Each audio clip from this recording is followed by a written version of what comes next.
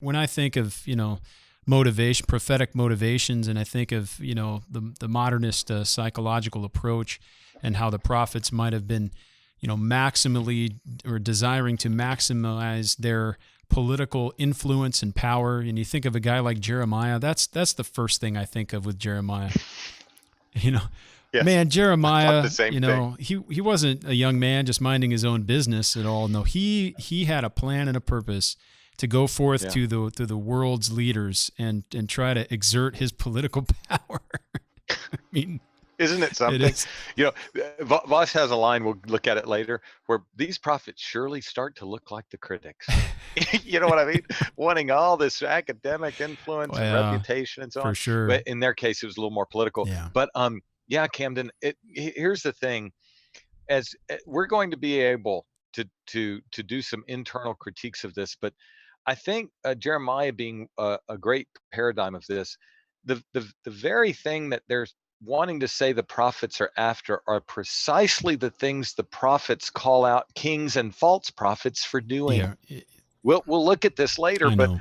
I mean, the prophets are the most anti-pragmatic pains in the sides of kings and other false prophets. Why?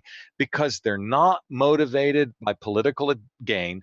They're not promoting their own agendas. They're not trying to gain a reputation or following. They're being unrelentingly Right. faithful to the The self-revelation the of things God. they're saying are not in their best interest from a worldly They're not. perspective at all. That's exactly right.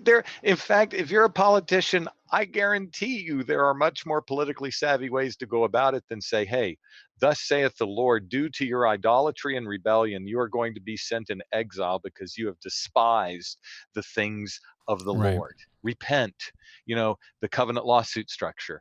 That is not how to win friends and influence people. You know what it is? It's the way of faithfulness to the Lord. Humble boldness. Why? Because God has spoken an inerrant, infallible, authoritative, self-evidencing word that has been committed to the prophetic and apostolic scriptures, to the scriptures of the Old and New Testaments.